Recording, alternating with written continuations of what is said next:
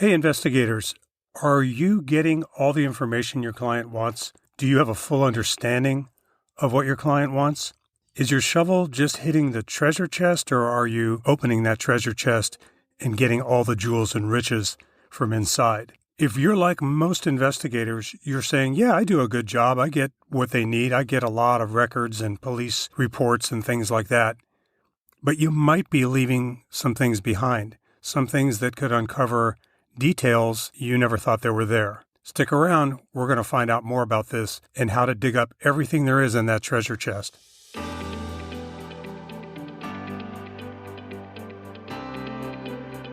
Welcome to Nothing But the Truth, the podcast about investigations and how you can become a better detective. This is the no BS, no Hollywood nonsense real deal. Now here's your host, Detective Rom. Welcome to episode 6. Very glad you're here with me. Ramesh Nyberg, Detective Ram, your host for this podcast. And it's the podcast about making investigations better by making you a better investigator.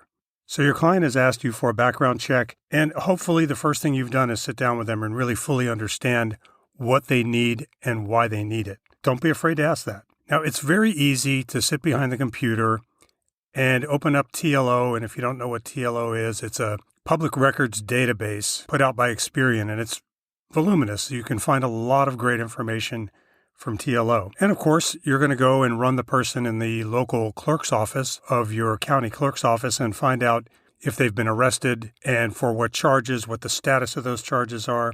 Now, from there, are you going to go and dig up the police reports? Yeah, you should be doing that. Remember that on TLO and a lot of these other information outlets, you're getting a printout that shows you John Doe was arrested on such and such a date for armed robbery, and here's the disposition. But you're not getting the whole story unless you get the police reports. Okay, that's easy enough. But once you get down to the police records window, or once you get to their website, what are you ordering? We're going to talk about those things in more detail because your client deserves getting the most information you can find for them. Because when you make that client smile, they're going to call you back and they're going to tell other attorneys or other information seekers who the best PI around is to get them the most information. You want to be able to tell that client, hey, not only did I find the treasure chest, I emptied it for you. Here it is. One of the things I've been doing is going on Facebook and looking at the different Facebook groups and pages about private investigators. And I love to read the questions because the questions are a reflection of what all of us want to find out, right? So if you've ever been to a seminar or a conference and the speaker at the front of the room says, are there any questions about what I just talked about? And of course, most people are kind of hesitant to raise their hand, but finally somebody does and says, yeah, I would like to know if, and they give their question. And then inside, you and maybe a bunch of other people in the room are breathing a big sigh of relief because several other people might have all wanted to know the answer to this question. The same thing is true online. When you see a question in a Facebook group, that usually represents a whole bunch of other people that want to know the same thing. So what we're going to try and do is identify those questions that I'm finding and tackle them right here in Nothing But the Truth so we can all benefit from it. Before we go any further, let me give you my contact info. Again, my name is Ramesh Nyberg, Detective Ram, and you can get a hold of me, truth@nybergpi.com, truth@nybergpi.com. So in my police career, obviously getting records was a big deal. As soon as we got a witness or a suspect, we did a background check on them. And before the age of computers, that was a lengthy process, right? It wasn't just a few clicks or the press of a button like we can do nowadays. When it came to addresses, vehicle registrations, all those types of things had to be done individually. Now we have research tools that can get all of those things and compile them into one big giant report. So it was an exciting time when we first discovered this company called AutoTrack. And AutoTrack was the predecessor to TLO. AutoTrack did the work of maybe 4 or 5 days in about 2 minutes. So it was a revolution for us in terms of doing background checks on people. Our system was kind of archaic when you think back on it, but it's all we had. We learned how to really dig for information and not rely on electronics to do it for us. When you first sit down with your client, I want you to remember the 3 A's. Write this down. The 3 A's: associates, assets, and activity. Basically, those are the three things that most clients want when they do a background check. Now, hopefully you're working with attorneys. And if you're not working with attorneys, start working with attorneys because those are your best repeat clients. And most of the time when attorneys ask you for information on someone, they are looking for associates, assets, and activity. Now, maybe they want just one of those things, but if you can deliver all three, then you're going the extra mile for them. And they're going to remember that, and they're going to appreciate it. A lot of times your clients are asking you to find someone, especially an attorney that needs to serve papers on someone in a civil case, and they can't find them, right? So that's your typical skip trace type of situation. So it benefits you to remember associates, assets, and activities because those three things can lead you to where the subject is laying his head at night, and that's ultimately what you want to find out. It all goes back to the client's needs and what they're looking for and for what purpose. So there's a part of finding police records that a lot of people overlook. And if you're a young investigator or a new investigator just starting out, this is something you want to do every time you do a background check. Contact the police department and ask them for a victim subject check. Now, that's what we called it in the Miami-Dade Police Department. It can be called something different in different jurisdictions. So what you want to express to them is, hey, I would like all the police reports that John Doe shows up on for the last 3 years. If he was a suspect, if he was a witness, if he was the reporter of a crime or the victim of a crime, I would like all those reports. They can do it for you. In this day and age, they should be able to get you that information within a couple of days at the most. You might have to pay a few cents a page to get the reports, but this can be a treasure trove of information. Something else that you'll be asked to do on a fairly frequent basis by civil attorneys is to find out what's been happening as far as criminal activity around a certain business or certain area. And this is typically a premises liability case or a violent act has occurred, somebody was stabbed or shot at this business, and the attorney wants to find out what kind of police activity has been around there. He's usually filing some sort of civil action regarding inadequate security or something like that. You need to know how to do that. You go to the police department and you ask for what's called a grid search because the police have a grid map. Each grid is a small area, and when the police put their reports in the system, they not only put the address, but they put the grid there. So you can request a certain address, they can look it up, and they can do a grid search for you. And then you'll go through that grid search once you get it and start looking at all the different calls for service that have occurred at that particular business or block or area. So what is the value of having all these reports? Why do we want to dig down and find all this additional information if we're trying to find somebody, for example? Well, when you do a criminal history search, it's going to show you what the person's been arrested for. You may even get your hands on the arrest affidavit, and that'll show you the charges and where this offense occurred and how the arrest took place and all those things. And you can go through all the information. You can start driving by the addresses. And let's say you're still stumped. You still can't find the person. Well, the value of having these other reports is that they may contain names of people you wouldn't find anywhere else. For example, this person might have a boyfriend or girlfriend that you couldn't find in a criminal history report.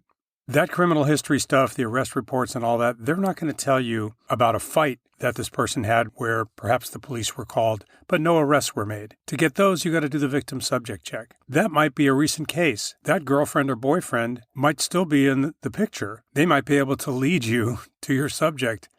Maybe your subject is still living with them or gotten back together with them. And lo and behold, your subject's car is there. Don't overlook the strategy of talking to people. You uncover new information. You've got some new names now to work with. Okay, you drive by the house a couple of times and maybe you don't see the subject's car, but maybe it's time to knock on the door. Maybe it's time to, if you've exhausted your other resources, call the boyfriend or girlfriend. Hey, whatever happened to John? Where did he go? Where's he working? Too often we just rely on the data. Too often we just make a bunch of printouts, give it to our client and say, this is all we could find. Remember that this is a people industry. All the technology and all the data is fantastic. Sometimes we need to go back to our roots, walk up to a door, knock on it and say, I need some information.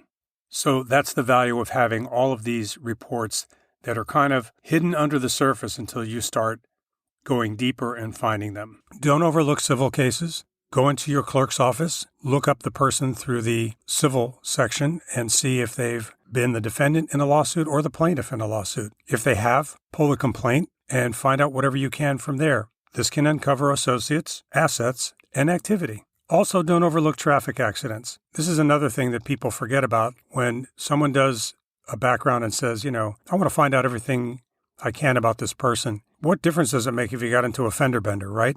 Well, if you're looking for associates, you might find an associate that you weren't expecting to find in a traffic accident. What do I mean?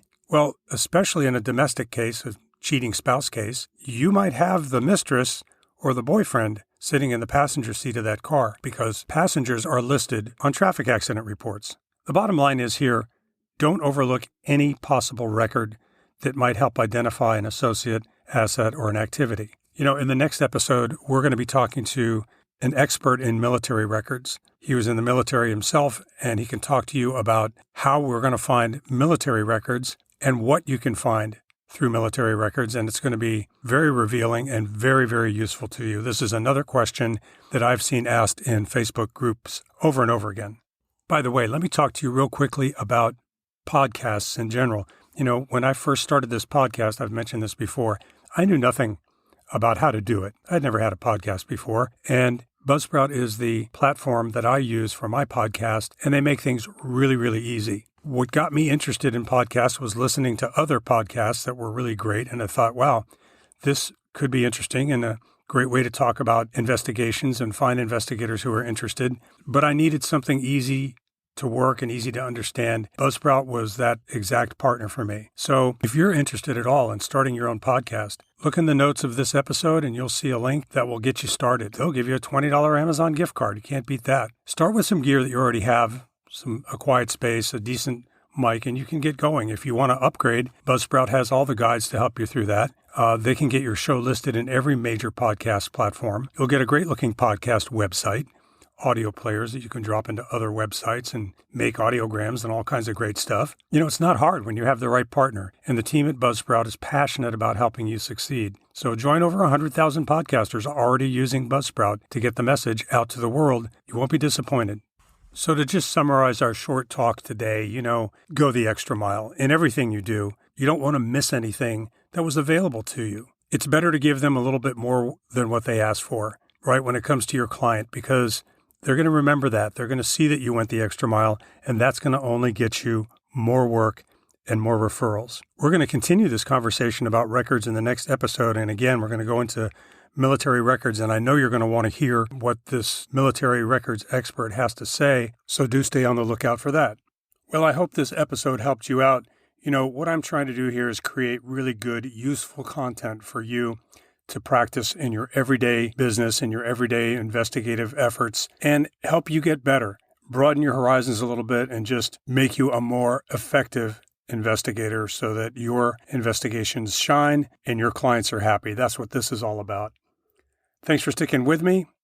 I look forward to talking to you again. Don't forget to stop by patreon.com/detectiverom. See if supporting the show is something that you would like to do. There are some excellent benefits to that. There's 3 different tiers that are set up on our Patreon site. There's even one there where you can get a free copy of my book, The 10 Must-Haves to Be a Great Detective. Also, you should know that my new training video is out, Interview Techniques for Investigators and How to Take a Formal Statement from a Witness. This is an area that is lacking in our industry, and you can really get a leg up by learning from this training video. It's not for sale anywhere on the internet yet, so in the meantime, if you would like a copy and be one of the first ones to get it, contact me at truth@nybergpi.com, and I'll let you know how you can get a copy of this training video. Well, that's it for episode 6. I look forward to seeing you again in a week or maybe less. And remember, always put your best foot forward, but don't forget to work on your other foot. Take care, guys.